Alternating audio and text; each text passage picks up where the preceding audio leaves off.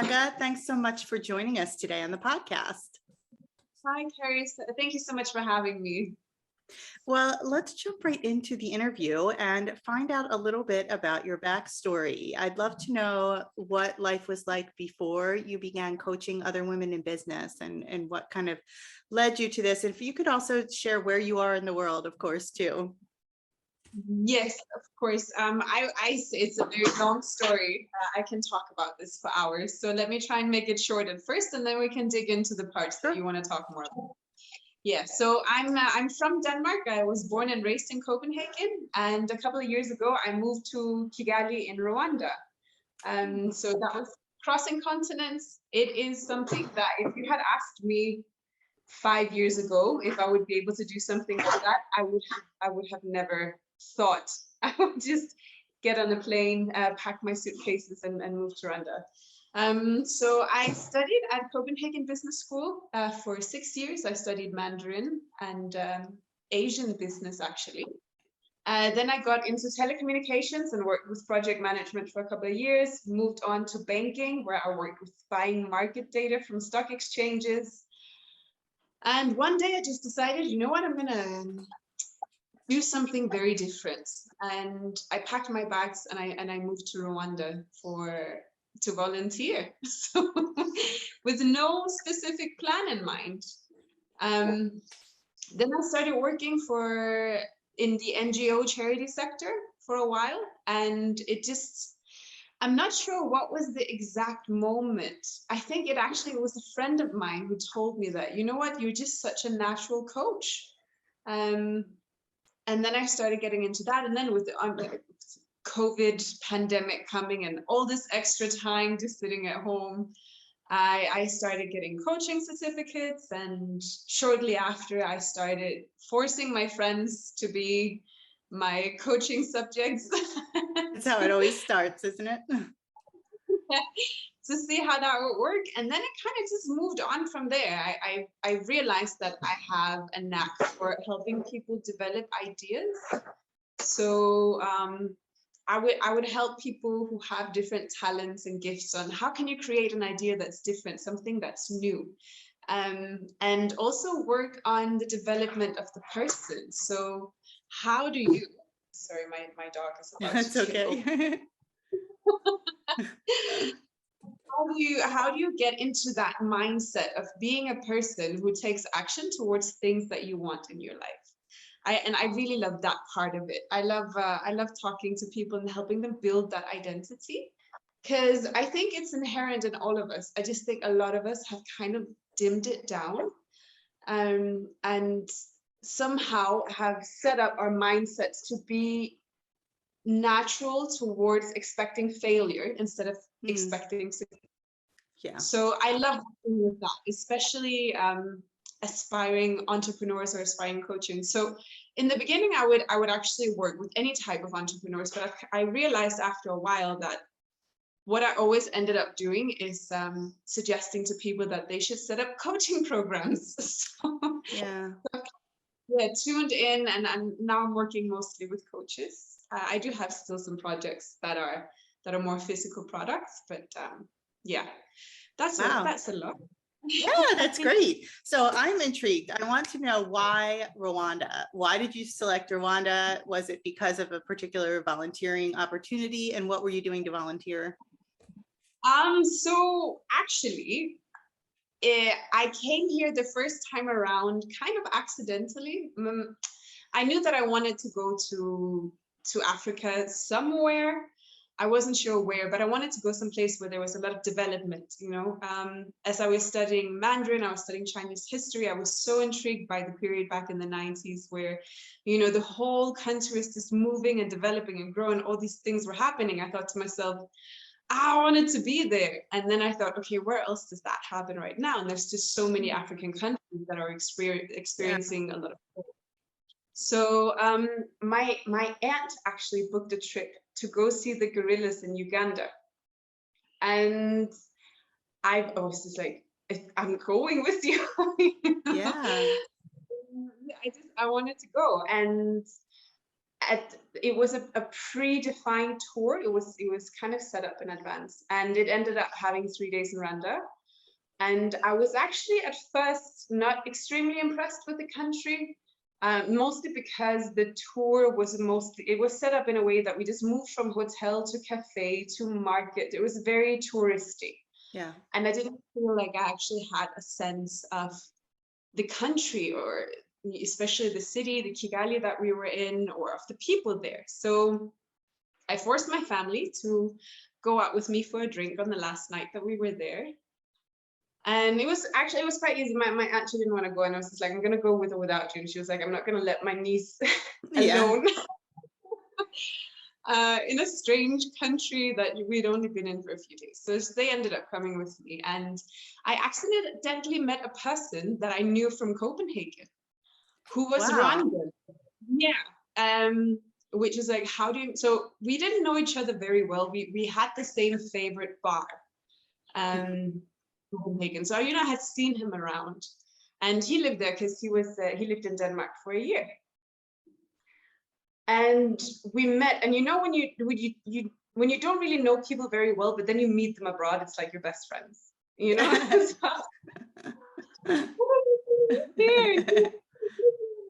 then we ended up having the night out, going around meeting people, and he showed me around, and that was amazing. And we connected. Obviously, he was like, you know what, if you want to come back, I'll introduce you to some more people, and you can get to experience the country in a different way. And I think because he's married to a Danish woman, and I think he assumed that I would say no, like I would smile and say thank you and not taking up on it, but I did. And he did as he promised. He introduced me to a bunch of people who would show me around, and I would get a completely different feeling of the city. And at that point, I thought to myself, I could live here. It's such a beautiful, beautiful country. The city is amazing. It's peaceful. And I think especially for women traveling alone, this country and this city especially, it's very safe.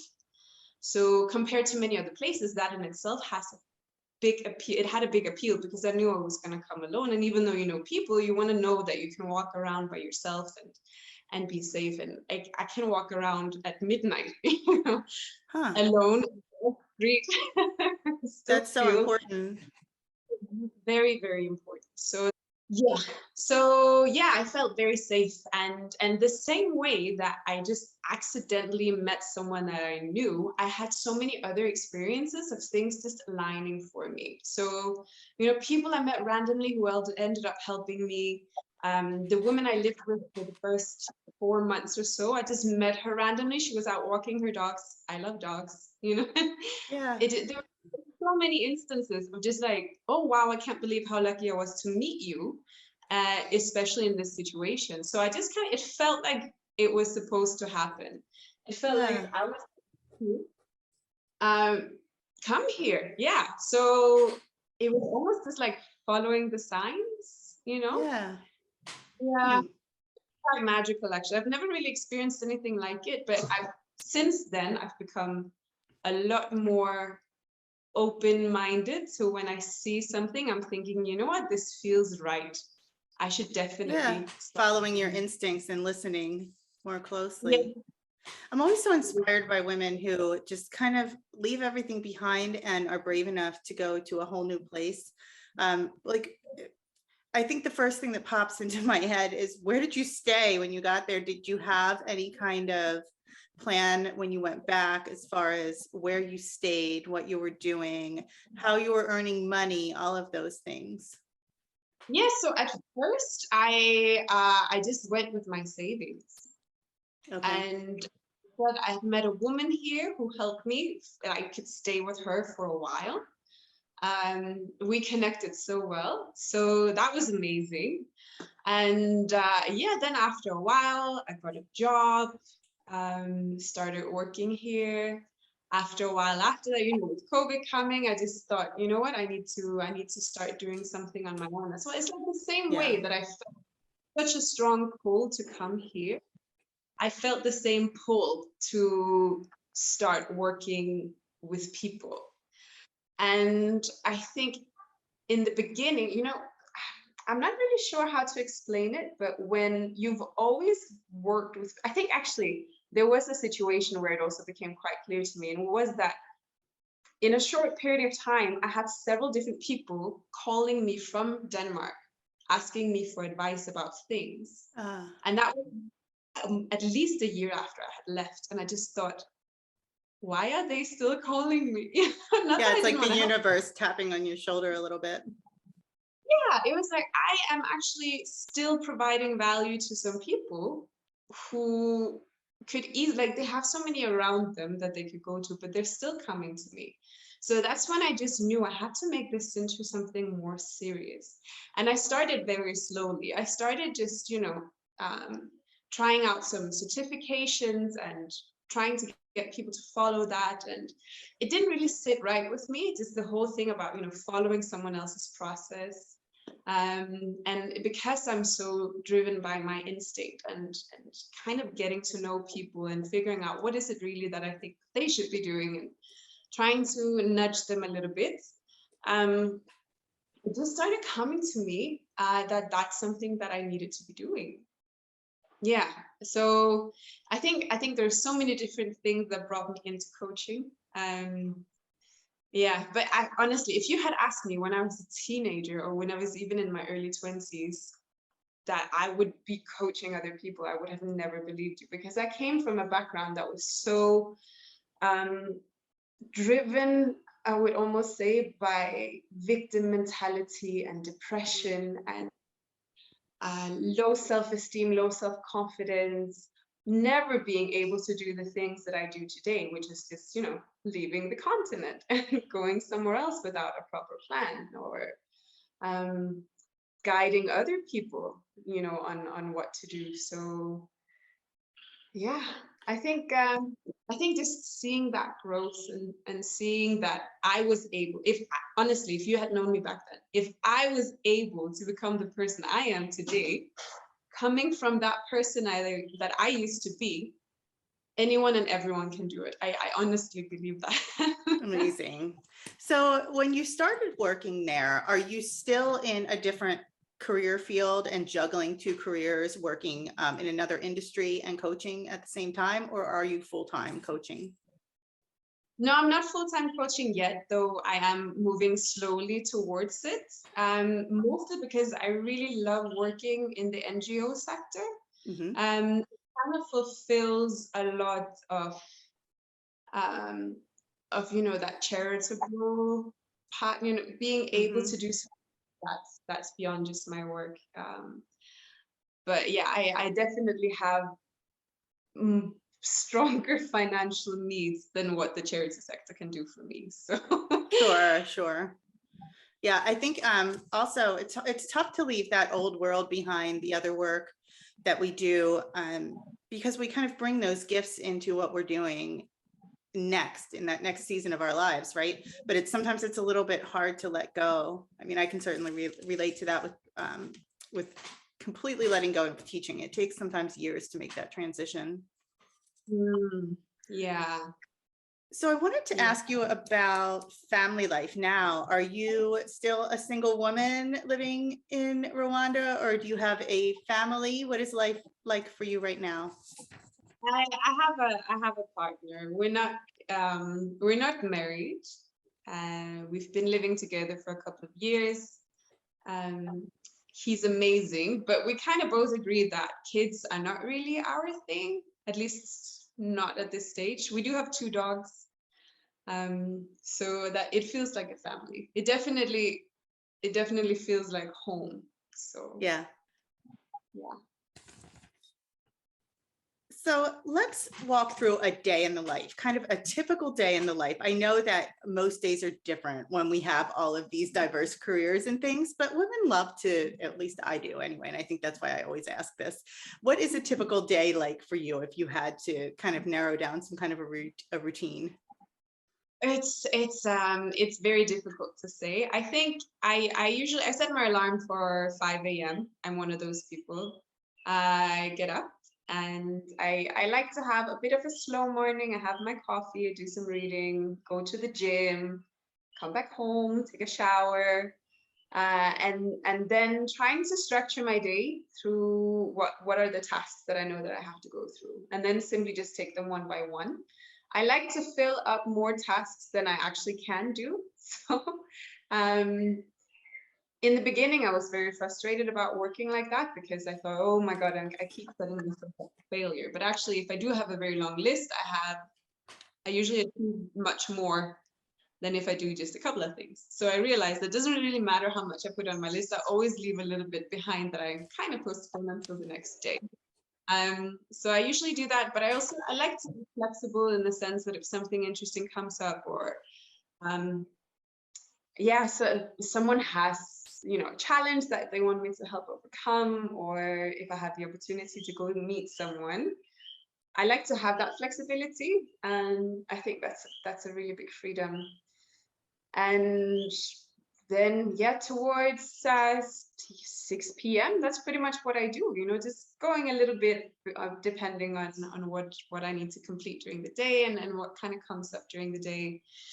And then it's just dinner, some more reading, spending some time with my partner and the dogs. That's pretty much it.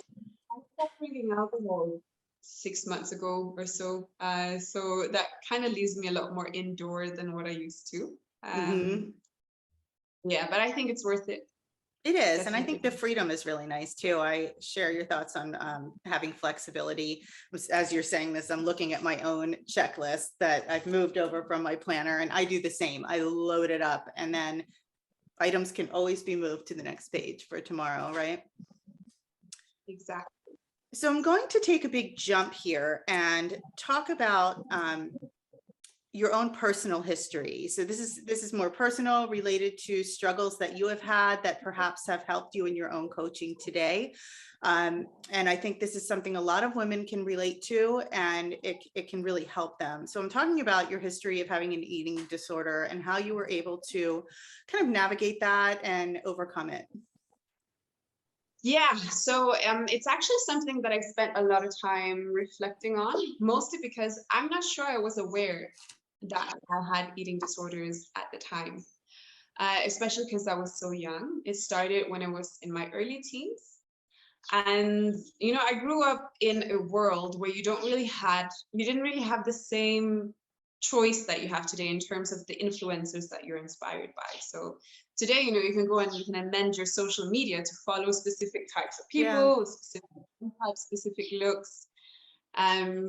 When I grew up in the 90s, it was, the Kate Mosses of the world, which no shade to Kate, gorgeous woman, but there was this ideal that you had to be very thin. And I started growing hips and thighs when I was, 13, and it bothered me a lot.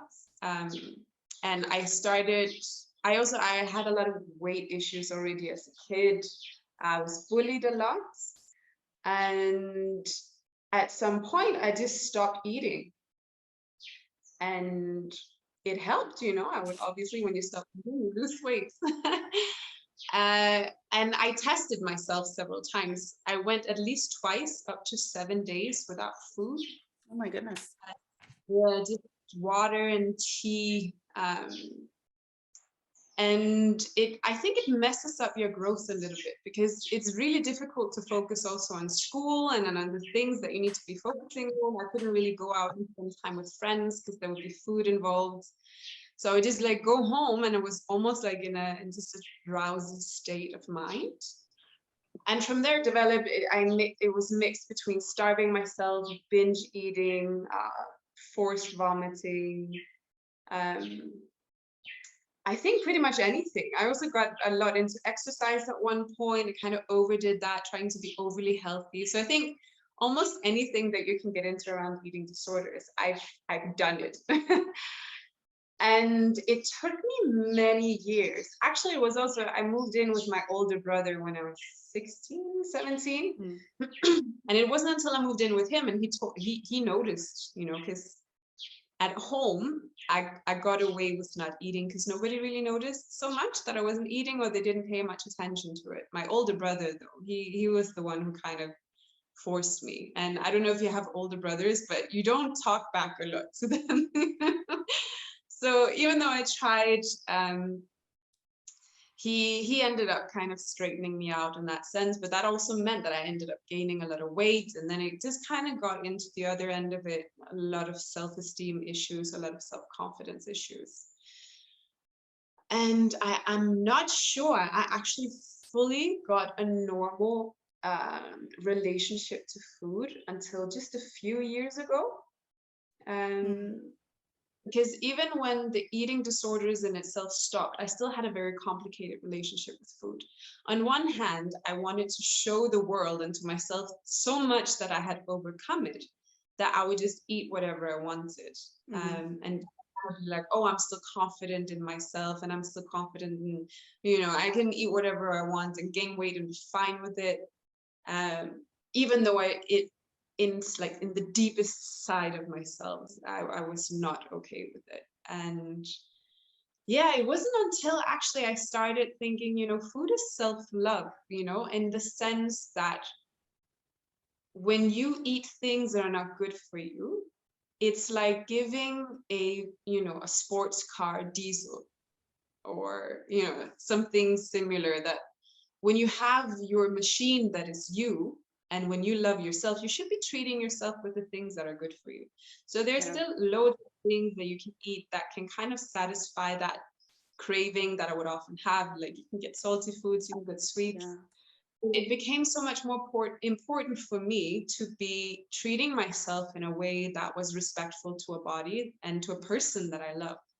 So yeah, it wasn't until quite recently actually that so I wouldn't say that I was suffering from eating disorders for at least the last 10 years or so, but I had a very complicated relationship with food. And it wasn't until I really started loving myself that I realized, you know what, I need to do something very differently. Because the way that I'm treating myself now, that's not from love, that's from neglect. Yeah. And I don't want to neglect myself. So yeah. Yeah. I think that story will resonate with many women, and me included. I've got my own story with a relationship with eating. I feel like, though, going through something like that, and the reason I asked is because having that kind of empathy towards someone else and really having to almost force yourself to learn to love yourself, that's something that's kind of a foreign concept to some women.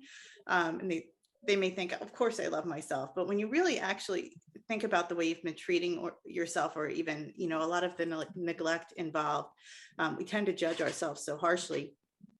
When you're able to kind of overcome that, it makes you a better coach, and it brings you to a different place. Even though you're coaching women about, entrepreneurship, business, or becoming coaches more specifically, you still bring that with you. So how do you think that has helped you, this experience has helped you to become a better coach?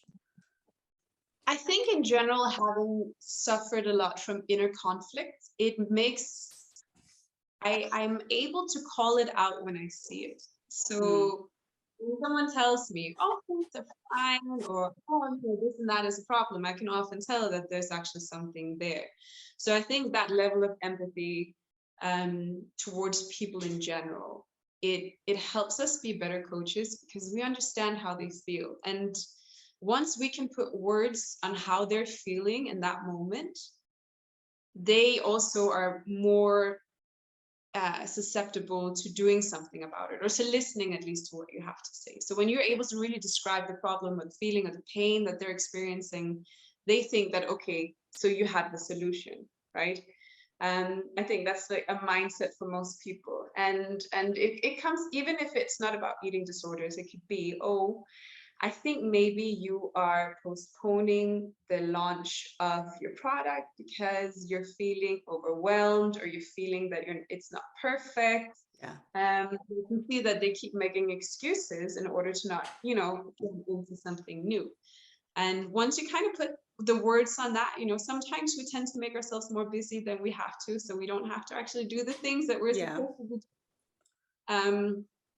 That kind of, it kind of hits home for many people, because that's honestly, we all do it. Yeah, and that's a good point. There's so much perfectionism wrapped into women who have had experience with eating disorders and also procrastination. It's funny when you kind of get over the hill or overcome this to a degree. We do notice it in ourselves. I just said, I was laughing when you said that because I think I just said to my son yesterday, I said, I'm busy doing some things so I can avoid doing what I'm supposed to be doing right now, when he asked what I was doing. Because I knew that's exactly what I was doing and I was consciously choosing it. But sometimes you need somebody to point that out to you because you can get stuck in a cycle. Yeah, for sure. exactly. So if a woman comes to you now and wants to get coached on her business journey, what is something she might expect when she first starts working with you? So I do have a 7-step process that I take people through when they want to set up a coaching program. And the first one, I would say, is the most difficult one. I call it self-discovery. And that includes figuring out, what do you have? I believe we're all here with a purpose. I believe we're all here with a talent and gift that can help other people. And in that sense, I also believe that it's a moral obligation for all of us to pursue our purpose, because there's other people who can benefit from it. So if you think of people in your life that you've hired for whatever reason, different coaches, imagine they had never pursued that path in life. They would have never been there to coach you, and you would have never become the person that you are today. So I think it's so important for all of us who are ready to take that journey that we take it seriously as serving other people. It is practically what we do as coaches. So what I get them to do is figure out what is something that they've done, either something they've overcome in life, something that they've learned, something that comes easily to them sometimes. Often our passion or our purpose just comes to us. Yeah, I agree. We undermine these gifts and talents that we have because it comes to us so naturally. We think it comes to everyone naturally, but yeah. Your purpose, it's what you're supposed to be doing, and that's why it's easy for you. So getting people to really investigate what is that thing that we can help others do. That's like the very, very first step. And here often people say, oh, but I'm not an expert. Oh, but I haven't, X, Y, Z. But how often do you actually really need the highest of experts when you want to achieve something? Very often, actually, having someone who's closer on the journey to yourself is helpful, because it's a lot easier for someone to remember what was it like 2 steps ago instead of what was it like 10 years ago. Yeah, and it may not even relate at this point because things change. I talked to a coach before who described it or described her services as talking to a friend. She takes the expert out of it and says it's like talking to a friend. And really that can help a lot because, some people think I need a therapist to kind of work through these issues, but they get stuck in the stigma of going to a therapist or talking to someone in that way, when you can talk to a coach and uncover things with a positive spin. And the expectation doesn't feel as full of pressure. Yeah, exactly. We have so many things that we can bring to people. And also just like imagine overcoming something. So for example, for me, I could have taken my experience of overcoming eating disorder and turned it into a coaching program if I felt that that was my purpose. Mm-hmm. I've already seen people out there who do a lot better job at that than what I can do. I feel that my purpose is much more about getting people to fulfill their potential, to fulfill their purpose. So really stepping in on that, the self-discovery part, figuring out what are you good at and how can you turn that into a coaching program, and making people actually believe that they're good at it. I think that's actually our number one tasks as coaches, is making people believe that they can do what they're actually setting out to do. Yeah. What I see as being the number one determining factor for people whether or not they succeed in something, it comes down to whether or not they believe that they can do it. And I know it's so easy to say, oh, if you can believe something, you can achieve it. It sounds almost like these extremely overused Disney quotes. We grew up with it, with grandmothers telling us, oh, you can be whatever you want to be. And we hear all the movies and everything. And it almost becomes diluted to an extent that, what does it even really mean anymore? I think I had an epiphany somewhere along the line where You know, it was something that I just always heard said. And I thought, yeah, right. You know, yeah, that's a good one, grandma. You know? Right. And then to being more like, they're actually right. You know, if I believe I can do it, I put in the effort to do it, and I keep putting in the effort to do it. And people who start and never stop, they always succeed at some point. It's just a matter of time. So really getting people to believe that it's something that they can do, I see that as one of my very key tasks. Another part to the self-discovery is figuring out what are inner limitations or inner stories or limiting beliefs that are holding you back. Mm-hmm. So we have so many conversations going on in our heads. And as I mentioned earlier, I really think that we grow up believing that we have mostly failure, and then there's a very small chance of success. So figuring out, where does that really come from? What are these discussions that you're having in your head that keeps telling you, oh, what if, all the bad things? Yeah. Why is it what if, all the good things? Why is it we don't assume positive outcomes? So really working with that mindset, I think, is so important as well. And one of the reasons that I say the first step, I believe, is the hardest step is because there's so much fighting. People fight against their own potential much more than they fight against their own, towards, like, they put in the fight towards their own success. And one of my favorite things, he always says, when you fight for your limitations, you get to keep them. It's true. Yeah, but that's the thing. And he's in his coaching career where he doesn't work with people who keep fighting for their own limitations. He's like, oh, you don't want to do this? Fine. We don't have to work together, you know? I think I'm still in a place where I really want people to succeed. I really want to see them wanting to. So I still put in a lot of work in that, for now, at least, because I feel like it's worth it. Yeah, it definitely is worth it. I mean, it's nothing if you can't do anything if you don't get past that. So what would you say, this question is two-pronged and I love asking it, but what has been your greatest challenge along the way in getting to where you are today? And then on the flip side, what has been your greatest joy? I think it's actually the same thing. I think it's my mind. Mm-hmm. I did indeed come from a mindset of not believing I could do anything good, not believing I could ever become successful in anything, which was weird because I always had this vision of myself being extremely successful, but like far out into the future. And the older I got, I just kept pushing it, you know, just as far out into the future. And at some point I just realized, you know, if I don't change the person that I am, I will never become that person that I see myself being in the future. So I put in a lot of effort to work on my mindset, especially I think the first thing when it comes to changing who we are or our habits, behaviors, beliefs.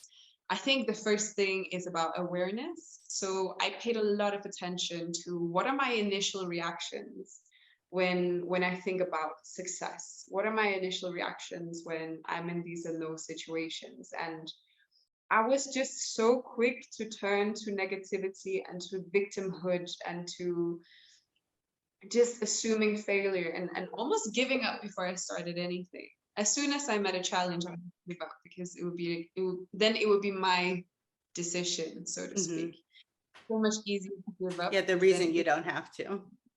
Yeah, exactly. So I had to really work a lot with that. That was definitely, and it is still, even though I feel like I'm in such a positive mindset, I still sometimes regress a little bit. And I actually had an experience not so long ago where I had gone into like a negative spiral of my mindset.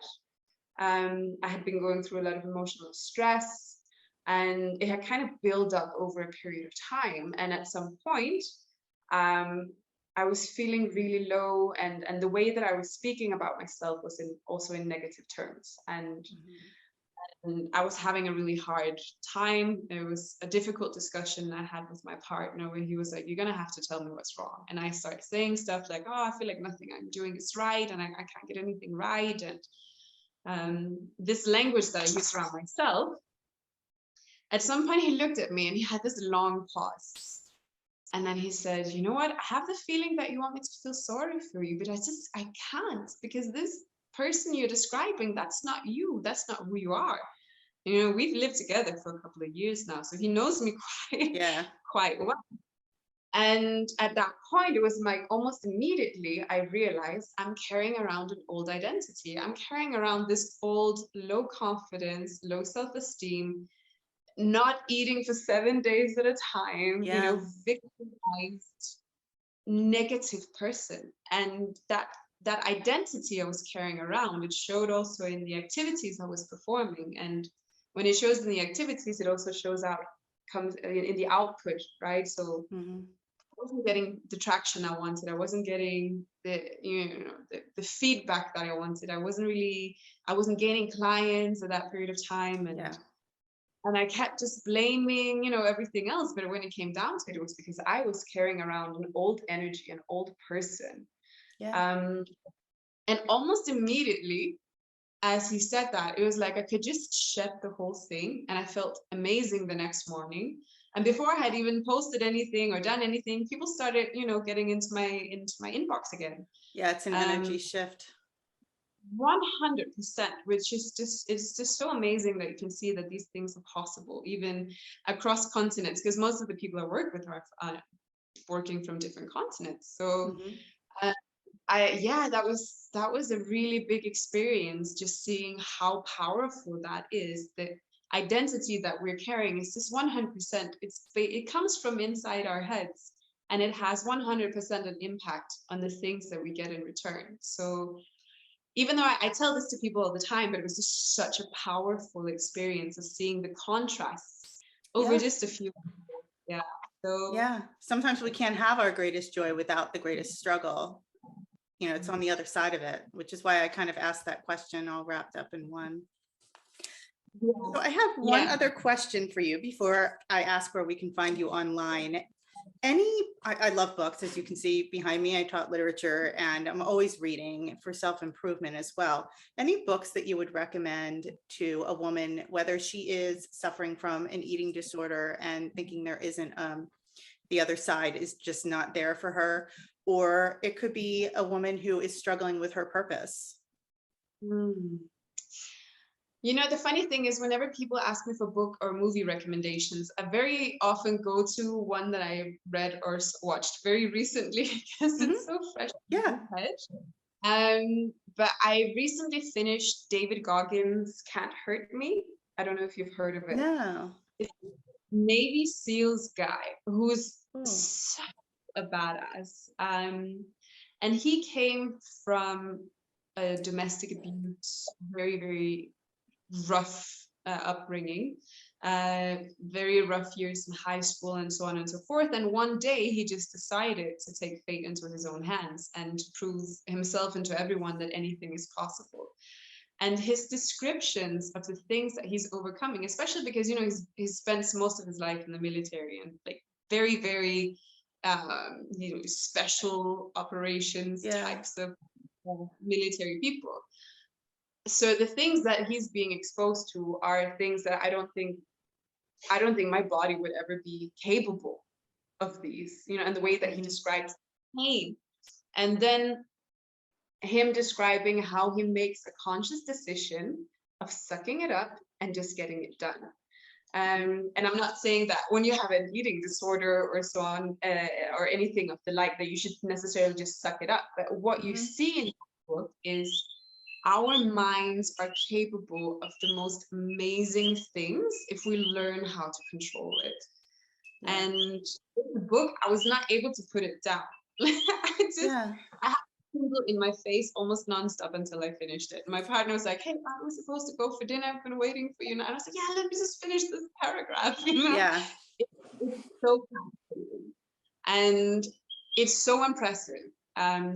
And I feel it myself also, since, you know, when I'm in the gym now, I'm just thinking to myself, I think I'm dead, but I'm probably only at maybe 20-30% of my capacity, because we are Mhm. capable of so much more than what we give ourselves credit for. It's true. And I'm just thinking to myself, you know what, David Goggins wouldn't even consider this a warm-up. I always find another couple of Yeah, and precepts. it's fun to to read things from people that we might not appear to relate to at all, like a Navy SEAL, right? I'm currently reading, well, I'm listening to it on Audible, this one.